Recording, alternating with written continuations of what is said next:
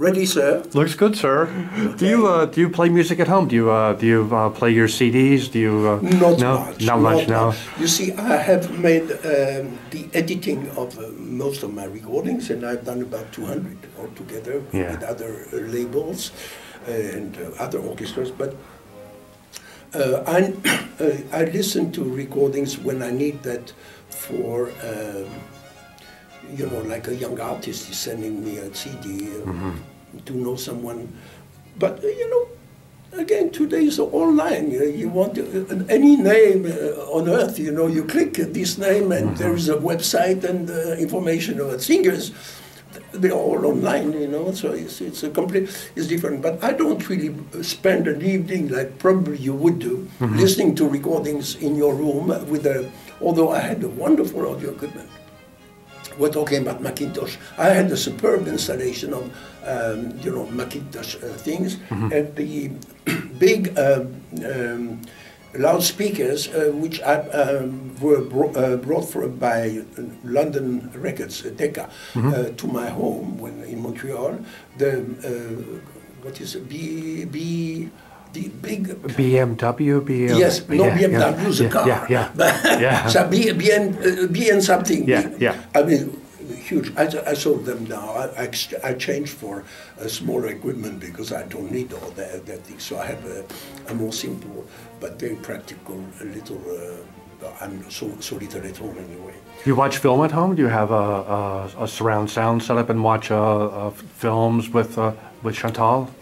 Oh my goodness, I wish I had time. Yes. We are traveling so much. You know, I have several homes, but I spend so little. For instance, I have, you know, I was 10 years music director of the National Orchestra in France, and you see, I bought an apartment in Paris because I can't stand to stay at the hotel all the time. So I have a small apartment in the center of Paris, very nice, and. If I spend 48 hours a year there, it's about it now. Unless I have concerts. Lately I was with the Philadelphia Orchestra. We played last concert of our European tour took place in Paris. And so I went home. But you see, imagine that. I sometimes look at a film or something basically on aircraft. You see, but otherwise I have so much to do preparing my concerts, but not only the music, but again all the context and things, the information related to the music I'm doing. So that takes a lot of time. When you travel, do you travel first class? Do you travel private? Are you recognized throughout the world? And if you are recognized, do you like that? I don't really think about that. No. Sometimes, you know, no, I travel very well because, you know, at my age, sorry to say that, you see, I cannot do 5, like this year, I do 5 trips around the world, 5 times. See, I work a lot in Asia, in Australia, and South America. Also, we live in Buenos Aires, and of course Europe, and here I spend about 3.5 months a year. You know, between Philadelphia and the other orchestra that I work with, I spend all this time traveling. So I travel first class. I have to say that. It's not very democratic, but I mean, it's my health. You see, I have to sleep on these planes, and some of these trips are very long. For instance, New York, Singapore is a non-stop flight, 18 hours, 18 and a half hours. So, you know, it's just, I need really to sleep. Otherwise I cannot work.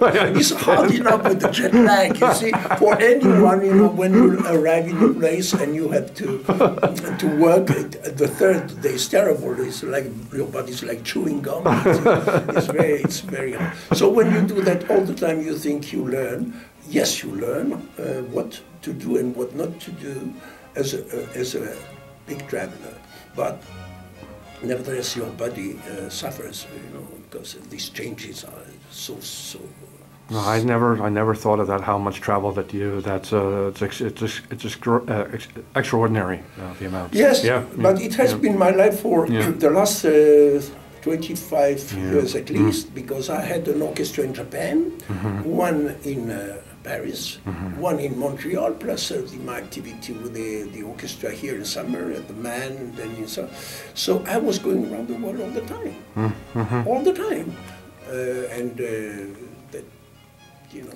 Do you look forward to slowing that down a little bit, or would? Yeah, we'll see. For the time being, yes, I'm going to slow down a little bit, especially my American activity, because I've been a lot here, and I would like to go back a little bit to Opera House. You know, for instance, a former music director of the orchestra, Riccardo Muti, has invited me for 10 years. When he was at La Scala to go there. I never found the time, never.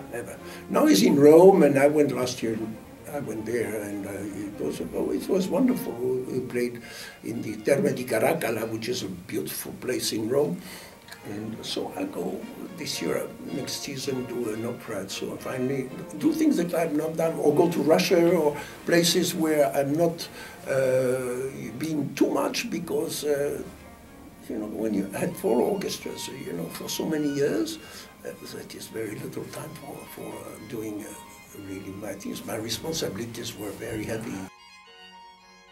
And in our next installment, Maestro Dutoit shows us some of the memorabilia he's collected over the years.